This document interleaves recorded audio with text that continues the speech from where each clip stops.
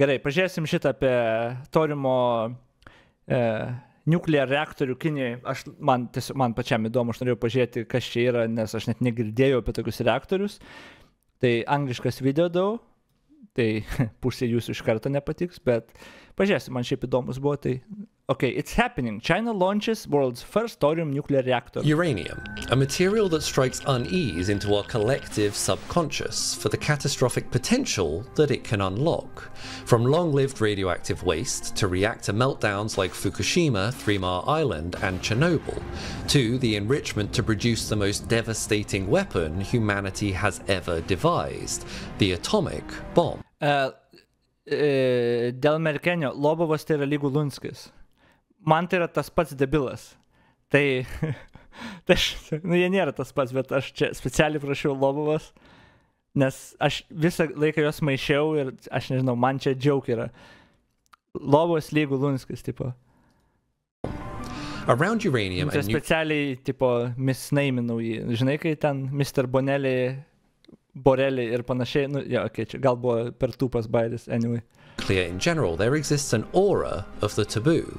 But what if there was a safer alternative that we just haven't really explored yet? Thorium has long fascinated the internet. It's 3 to 4 times more common in the Earth's crust. It produces significantly less radioactive waste. Its reaction is easier to control to prevent meltdowns, and it's much harder to turn into nuclear weapons. All these points considered explains the number of comments that I've had on past videos asking when I'll cover it. But I like to cover technologies in active development, and I've never found any groups putting forward a serious effort to tackle the thorium challenge. That has now changed. China has just announced the commissioning of the world's first thorium molten salt reactor. That's actually 2 world's firsts, the first thorium reactor and the first commercial molten salt reactor, scheduled to be online by 2029. Čia informacinis video, aš kaip suprantu.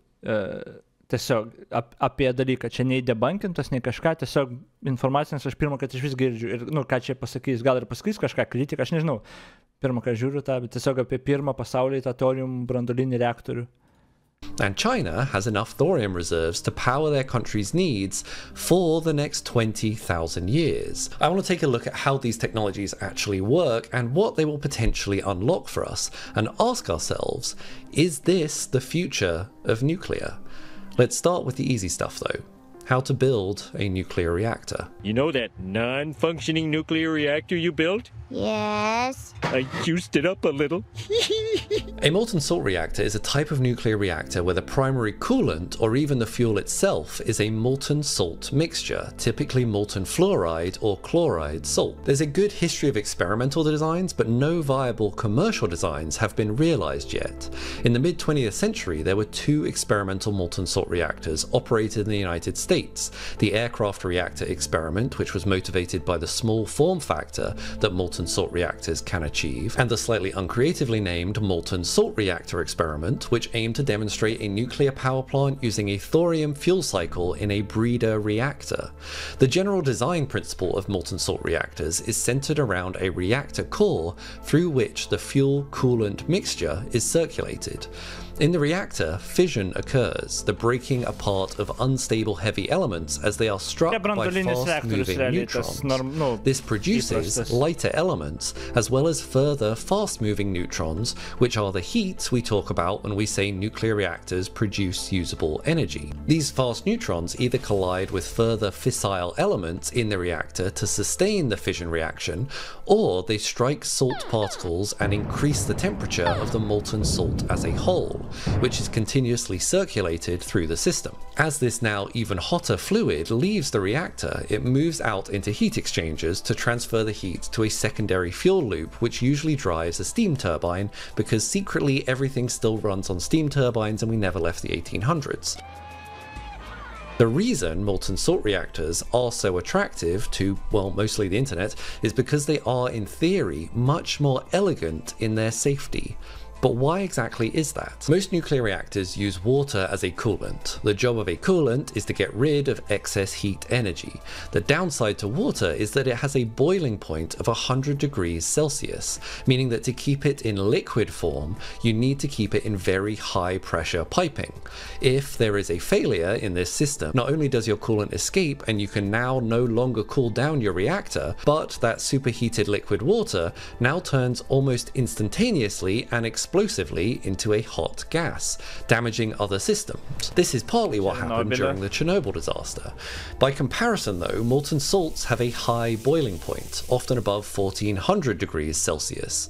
This removes the need to keep the coolant in high pressure piping and so reduces the chances of failures and explosions.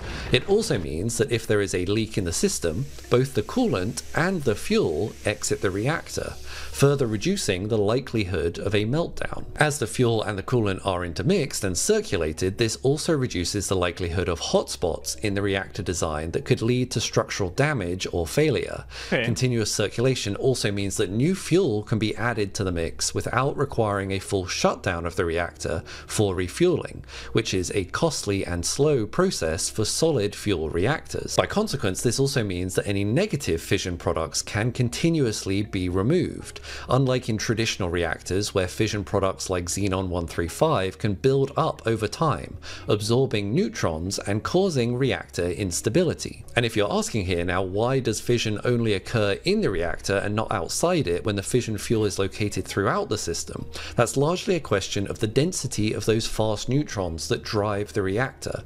There's significantly more reaction-driving neutrons in the reactor core than in the rest of the system, because there is more reactive material there. In the remainder of the system, the neutron flux just isn't sufficient to sustain an ongoing fission reaction, so it subsides outside of the reactor. This is a good thing in the event of a leak, as although your fuel leaks out with your coolant, it doesn't present the same level of explosive danger as, say, a gas or a saugesnis, okay.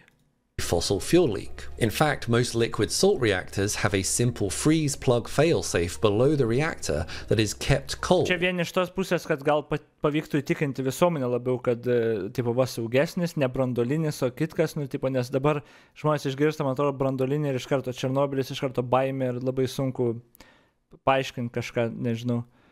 Preventing the molten salt's escape. In the instance of a power failure, the plug unfreezes and the liquid salt empties into subcritical drain tanks where the reaction stops. As you can imagine, this sort of feature is much harder to achieve in solid core reactors that use normal uranium fuel rods. There you need to constantly circulate additional coolant until the reaction dies down, which if you're very unlucky might take hundreds to thousands of years. So now in molten salt reactors we have a really compelling potential reactor design. Why though is thorium so often thought of as the best fuel for the job? I want to answer that question, but first I have to thank the most relevant sponsor. Sponsors, ne, Jesus, čia labai ilgas, Edrydas. Sveikas, nelabai ką skaičiau, bet mačiau, kad Kinija didina savo branduolinių galvučių skaičių, to tipo pasieks Amerikos ir Rusijos skaičius, nieko nežinau apie tai, tai negaliu komentuoti. Net negirdėjau apie tai. Gal ir girdėjau kažkada, bet nu nieko nenusimanau apie tai. Let's make the case for thorium. Thorium is one of 15 heavy metallic elements in the bottom part of the periodic table, just 2 spaces to the left from uranium. Holding it in your hand, it's a soft and silvery metal that gradually darkens as it oxidizes in the air. It was first discovered by Swedish chemist Jonas Berzelius, whose name I've probably butchered, back in 1828. He named it after... Čia ne lietuvis? Jonas Berzelius. Jonas Berželis beveik. Tas, kur žmonos ieško.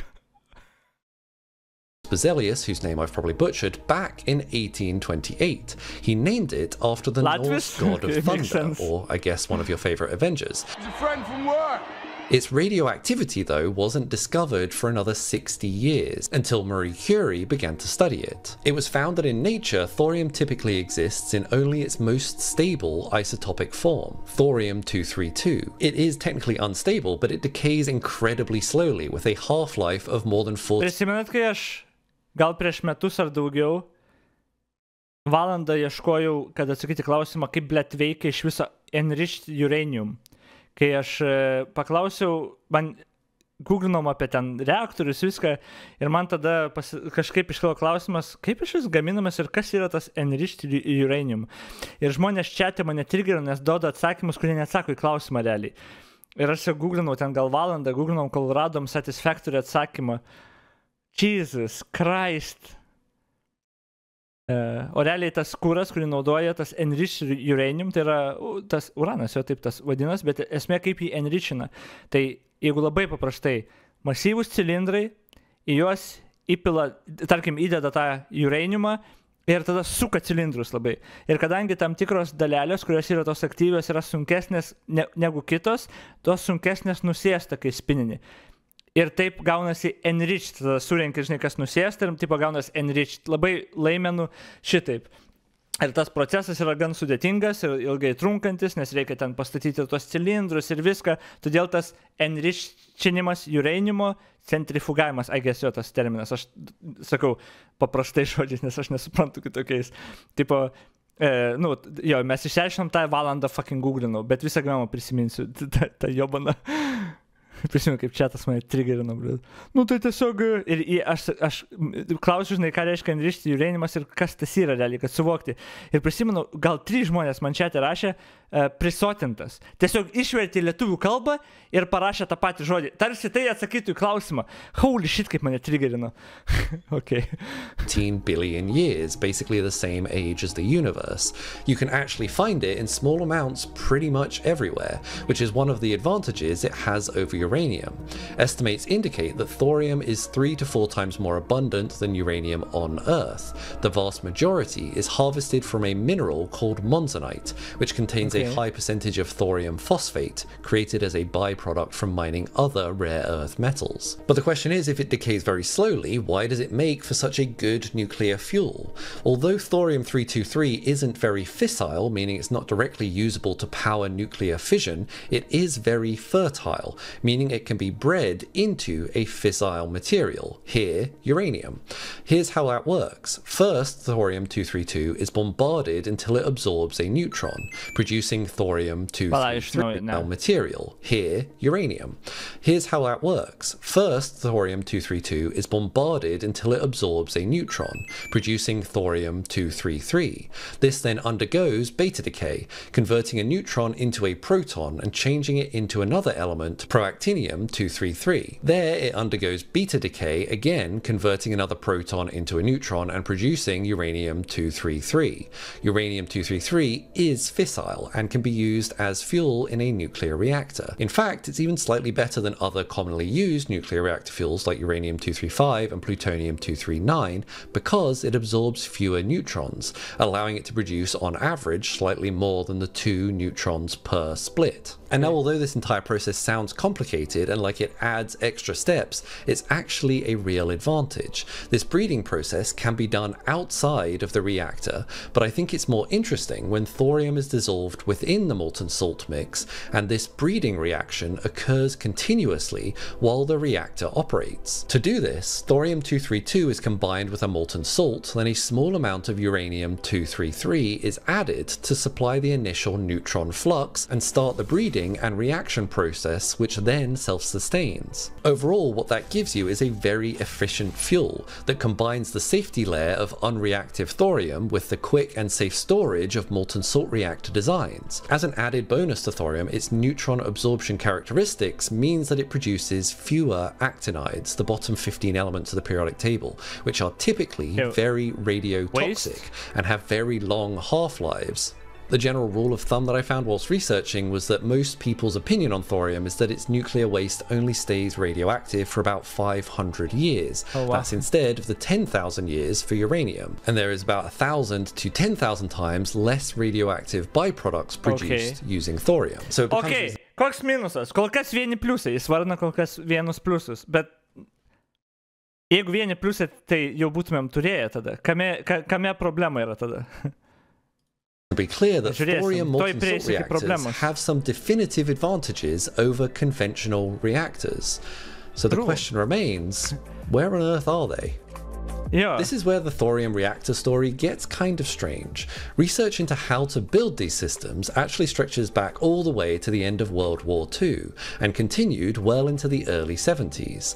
Starting as a project to make compact nuclear flight propulsion systems, molten salt reactor research was led by Alvin Weinberg, director of the Oak Ridge National Lab. Over 20 years, Weinberg and his team researched, built and operated the first molten salt reactors, motivated by a dream of building a fission-powered desalination plant as part of the Atoms for Peace program. This program unfortunately didn't make it past the 70s, as the US chose to go in the direction of cheaper, less technically challenging uranium reactors instead, which also had the benefit of producing plutonium stockpiles.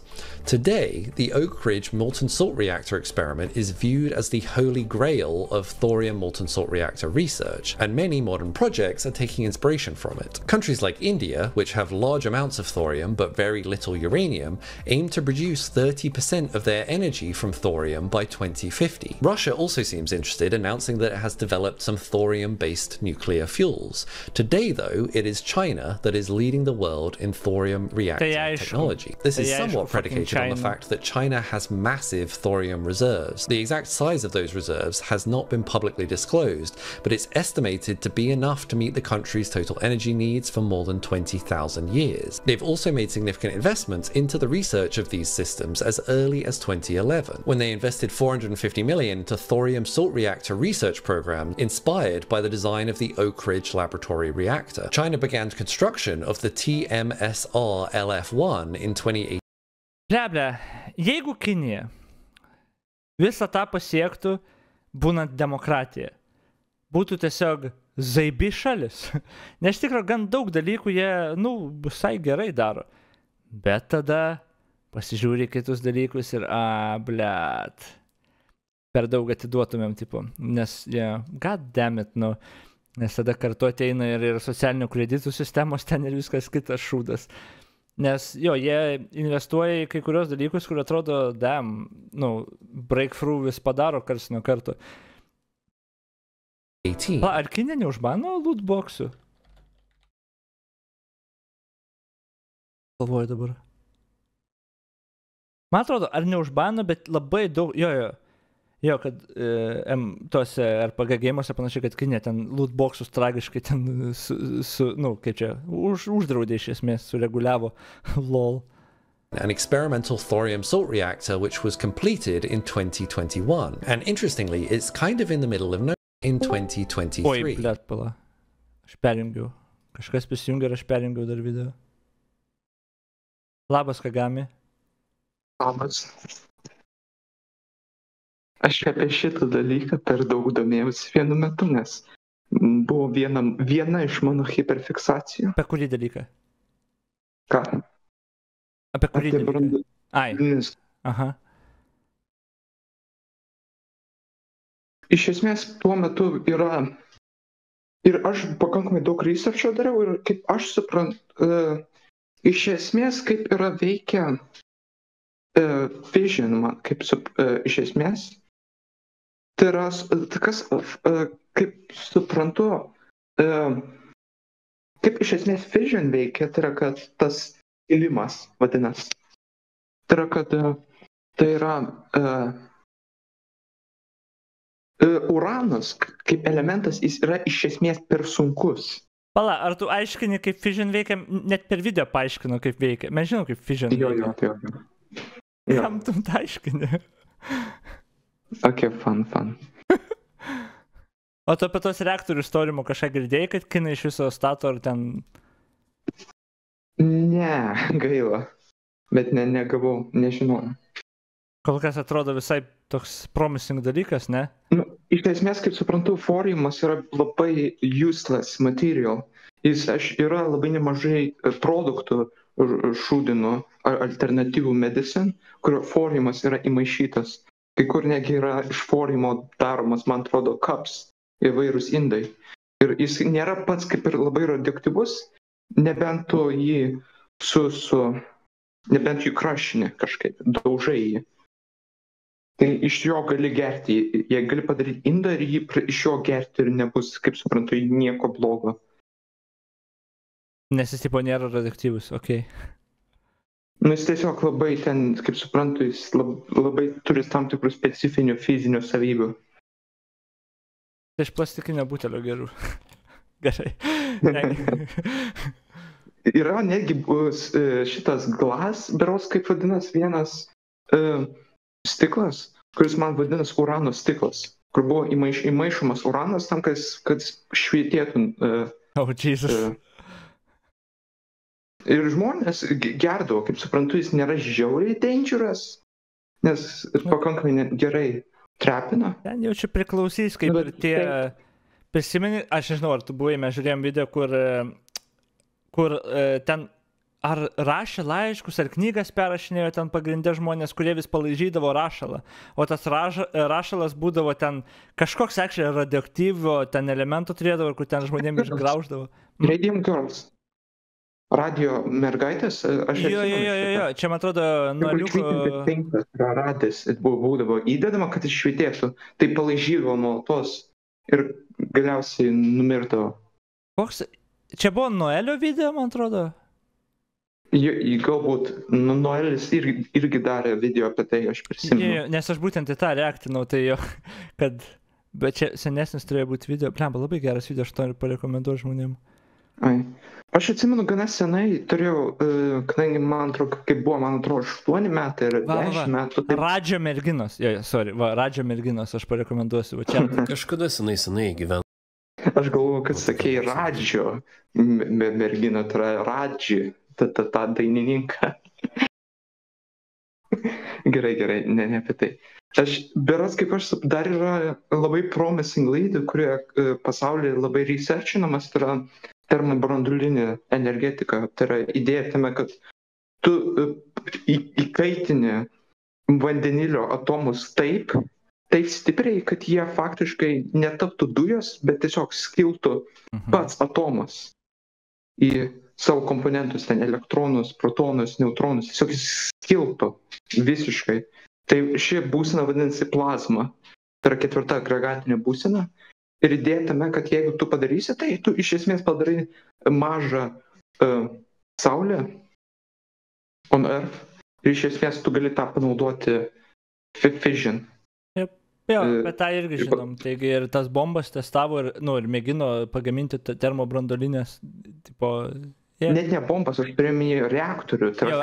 Aš kalbu, mes apie tą žinom, kad ir bombas mėgino daryti ir viską apie tai. Tai čia labai gerai žinomas dalykas, tu tai pasakai, tarsi kažkas negirdėjo apie termobranduolinę. Ne, bet tuo metu buvo bombas, bet buvo berods tuo metu jau eksperimentuojama su reaktoriais, kurie jau... Viskas vyko visą laiką paraleliai, nes ta pati technologija, kaip ir su branduoliniam bombom ir energija realiai paraleliai tie, kai atsirado, kai žmonės išmoko apie kaip tą atomą suvaldyti ir kaip daryti, tai visas pusės researchą darė.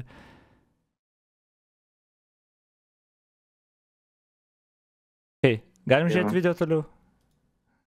Sure. Ačiū labai tau. Ir man tu čia baigiau, buvo 13 kažkiek, kol perjungiau.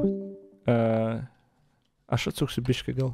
To thorium salt reactor research program inspired by the design of the Oak Ridge Laboratory reactor. China began construction of the TMSR LF1 in 2018, an experimental thorium salt reactor which was completed in 2021. And interestingly, it's kind of in the middle of nowhere, around 120 kilometers northwest of the city of Wuwei in the Gansan province, in the middle of the Gobi Desert. Another huge advantage of thorium salt reactors is that they can be placed in the middle of sparsely populated deserts like this, because again they don't need water cooling.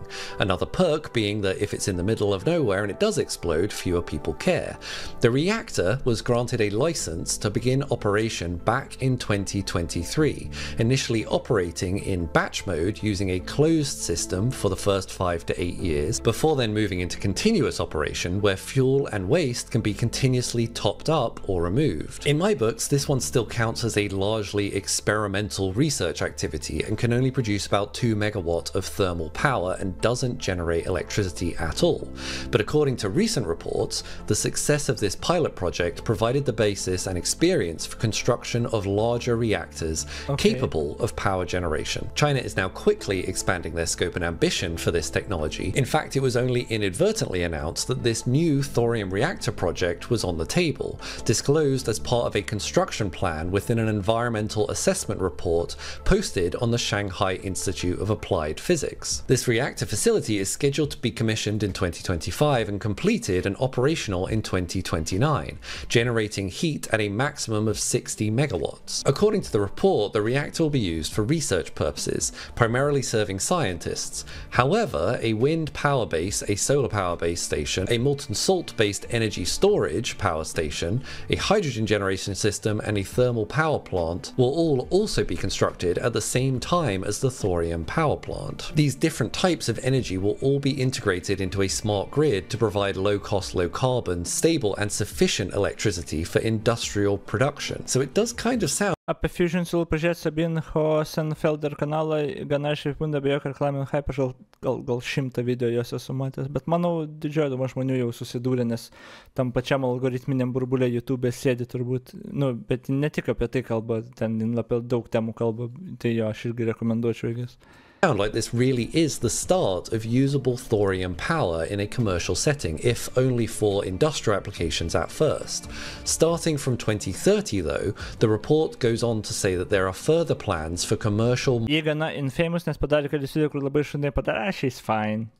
Modular thorium-based reactors with an electrical generation capacity of 100 megawatts or more. All of this advancement and activity is part of a much larger vision for energy in China, working towards carbon neutrality in 2060, but also working towards a major commercial advantage over other countries.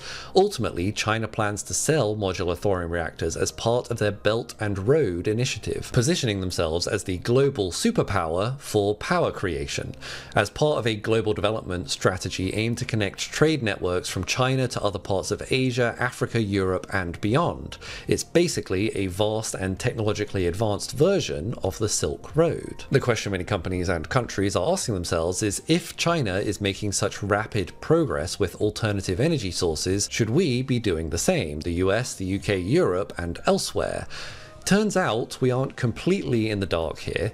In the US, we have TerraPower, founded by Bill Gates, which has been collaborating with the Oak Ridge National Laboratory to restart development of sustainable nuclear energy technologies. The company is moving ahead with building a new natrium reactor in Wyoming.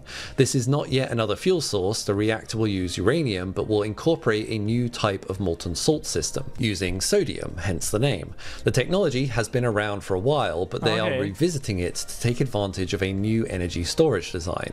This time they're planning to store the heat from the sodium molten salt into a chloride molten salt heat bank. This thermal energy can then be used to make electricity when required, allowing the nuclear O šiaip prie temos aš niekada nesupratau, kodėl jau visą ragino visas šalis uždaryti branduolinės elektrinės, bet pavyzdžiui didžiausios šalys dar vis jų turi nežda uždavinėti. Aš nesu girdėjęs, kad EU visada ragino visas šalis uždaryti branduolinės elektrinės. Aš nesu to girdėjęs. Aš apsitai labai mažai tą girdėjęs. Man atrodo, pavyzdžiui, Lietuvos atveju to seno modelio tam tikras jie ragino uždaryti. Ragino bent pas mus. Tai palatai, koks teiginys, blėt? Kodėl EU visada ragino visą šalis uždaryti, bet dabar ragino bent pas mus? Tai what the fuck, kas čia per teiginys? Okay.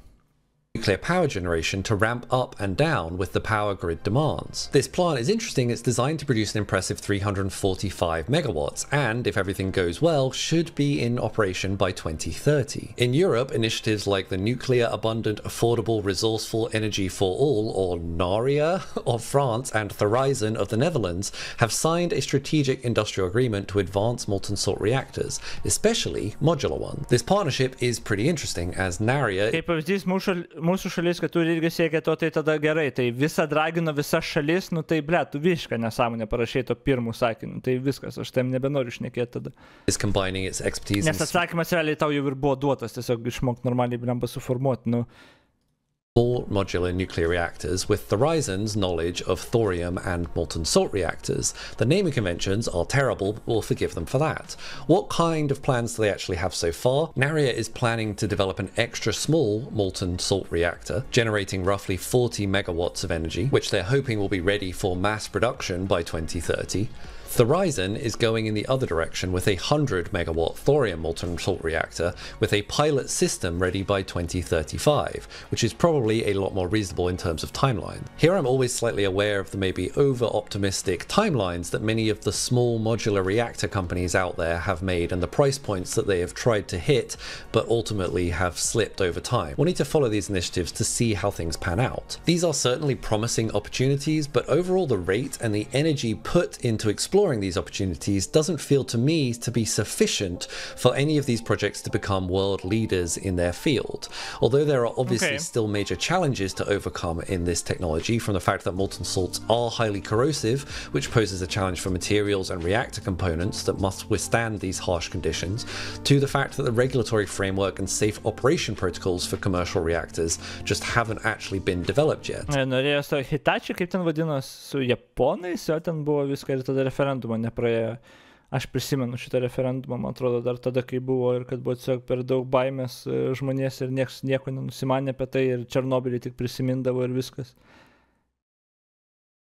Overall, when I hear these timelines coming out from China of 2029 for the on time of their first reactors, I think that feels kind of ambitious, but I do think it is better to be ambitious in this arena rather than playing catch up. China does have a history now of investing heavily in alternative energy sources. The reason solar is so cheap across the world as of nowadays is largely because of European subsidies and China's initiative to drive mass production.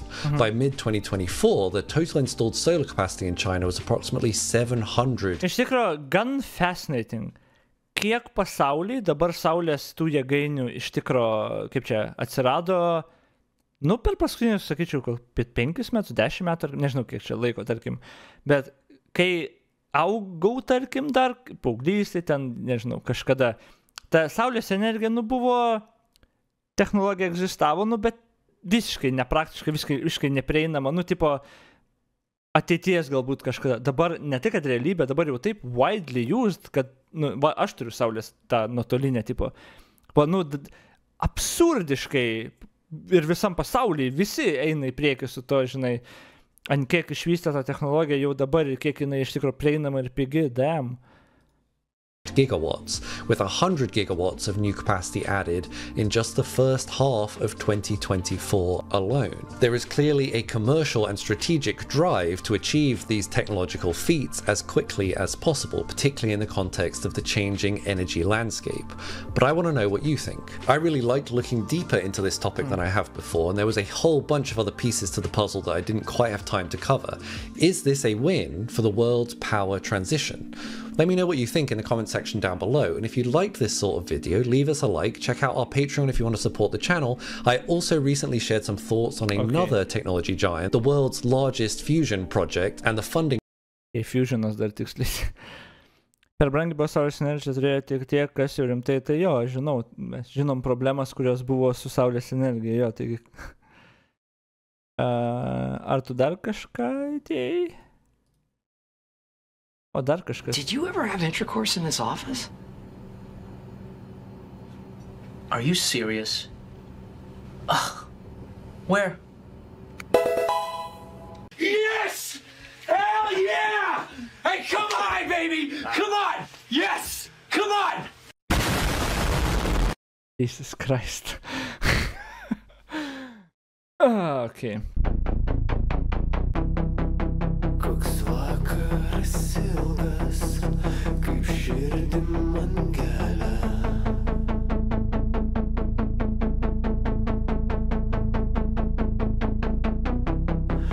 Nuskink man jazminą.